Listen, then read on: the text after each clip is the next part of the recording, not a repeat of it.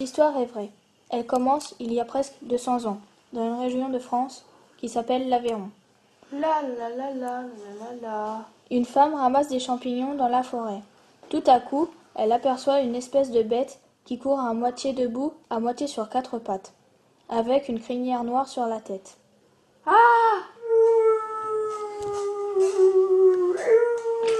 Le lendemain, les chasseurs fouillent dans la forêt.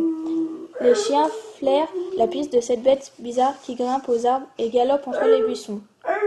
Quand les chiens l'encerclent, elle attaque. Elle plante férocement ses dents dans la gorge d'un chien. Les chasseurs se précipitent et capturent la bête. Mais ce qu'ils viennent de capturer, ce n'est pas une bête, c'est un enfant. Un garçon nu, au corps noir de terre, aux ongles longs et durs comme des griffes. C'est un enfant sauvage. On enferme le sauvage à la gendarmerie, comme une bête en cage. Il grogne et il mord. Quand on lui apporte à manger, il y renverse les aliments et il les roule dans la poussière et il les pétrit avec les doigts avant de les enfoncer dans sa bouche. C'est dégoûtant, vivement qu'on nous débarrasse de cet animal-là. On voit l'enfant sauvage à Paris, dans une sorte d'école pour les enfants sourds-muets. Curieux viennent l'observer, le regarder de près et poser des questions. Qu'est-ce qu'il mange? Pourquoi il ne dit rien? Il est méchant? Vous dites qu'il a 11 ou 12 ans, c'est impossible. S'il avait 12 ans, il parlerait. Le garçon ne le regarde même pas. On dirait qu'il n'entend rien. Il reste accroupi dans un coin et il se balance d'un côté et de l'autre. Les visiteurs sont déçus. Ils s'en vont en haussant les épaules. Ce n'est qu'un pauvre idiot. On ne lui apprendra jamais rien. De Paris habite un jeune médecin. C'est le docteur Jean Itard qui soigne les enfants sourds. Quand le docteur Itard apprend qu'on a capturé dans les bois un enfant sauvage, il est très intéressé. Il en parle avec Madame Guérin qui s'occupe de son ménage et de sa maison. Voyez-vous, je suis presque sûre que ce garçon n'est pas un idiot. Pourtant, tout le monde dit qu'il est comme une bête. Bien sûr, et c'est bien normal. Il n'a jamais vécu avec des humains.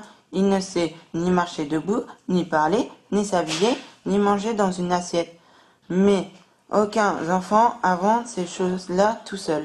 Pauvre garçon tout nu, tout seul, dans la forêt. Il est sans doute perdu il y a longtemps. Non, il a une longue cicatrice au cou. On a sûrement voulu le tuer quand il était petit. Et on l'a abandonné dans la forêt. Sa blessure a guéri et il est resté en vie.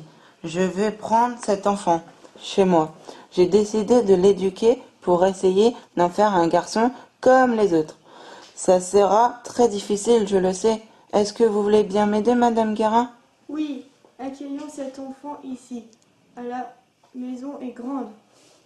Le jour où le docteur Itard va chercher le garçon à l'école des enfants sourds, il fait froid et il pleut. Le garçon est dehors et les morceaux de la chemise déchirée collent sur sa peau mouillée. Il ne sent donc pas le froid? Il ne sent pas le chaud non plus. Je l'ai vu prendre dans ses mains des braises rouges qui avaient roulé hors de la cheminée. Il n'a même pas crié. Itard arrive chez lui avec le petit sauvage. Madame Guérin les attend sur le pas de la porte.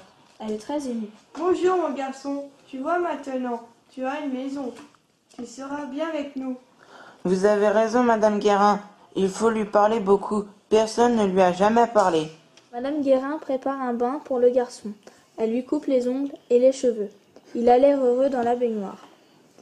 Il tape dans l'eau en poussant des petits cris.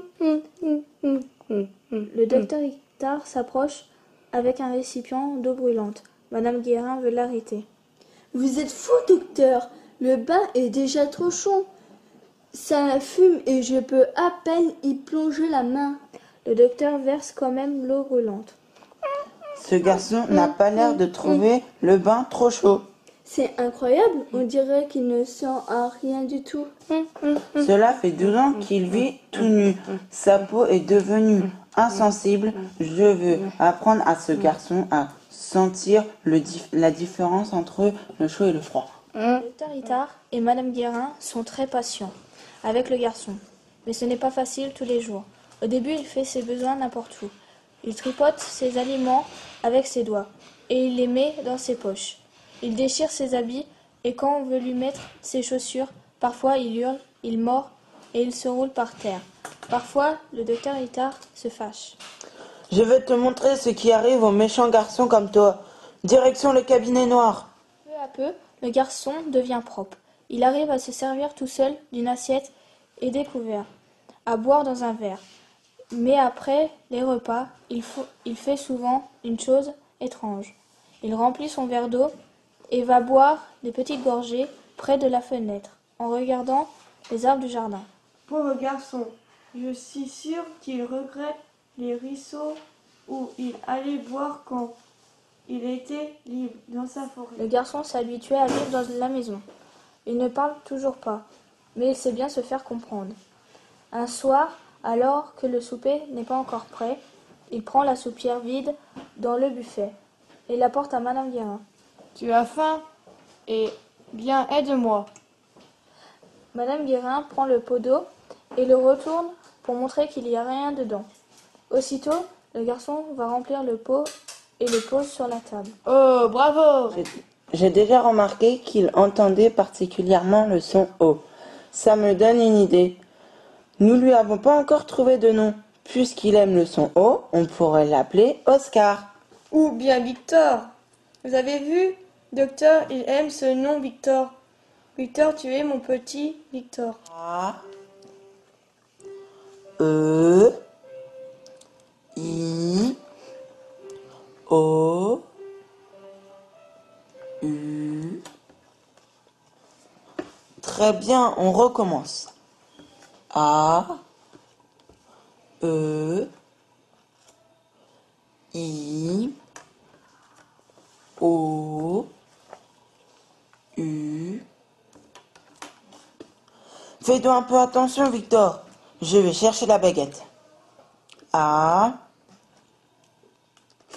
E I.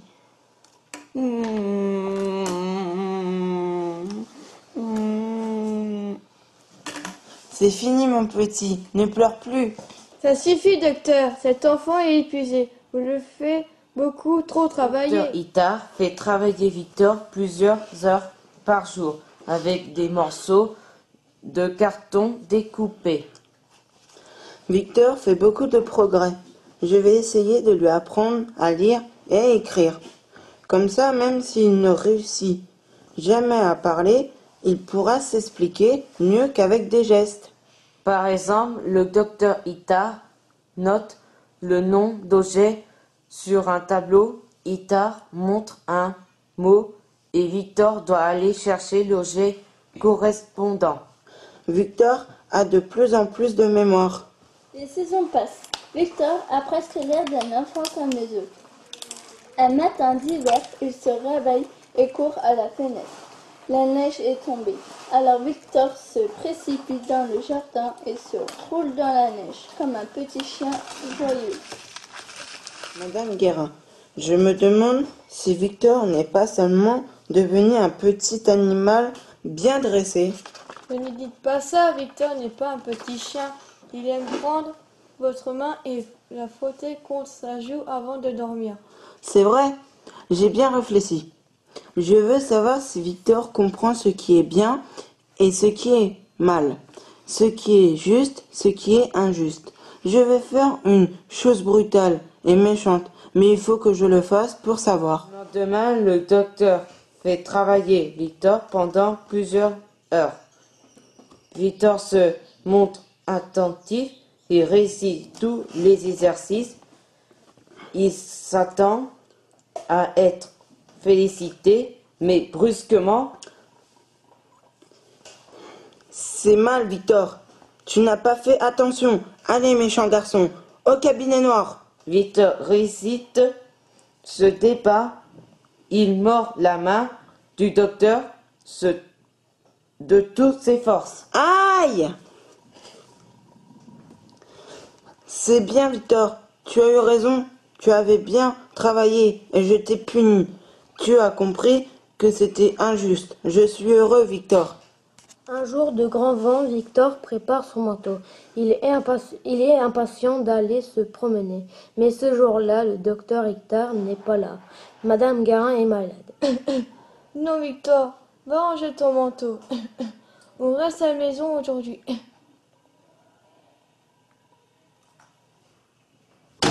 Victor, reviens! Plusieurs jours passent en prévenu les gendarmes, mais Victor reste introuvable. C'est fini. Victor ne reviendra jamais. Un jour, le docteur regarde par la fenêtre. Victor est dans le jardin. Madame Guérin, Victor est revenu. Mon Victor, c'est mon petit Victor qui est revenu.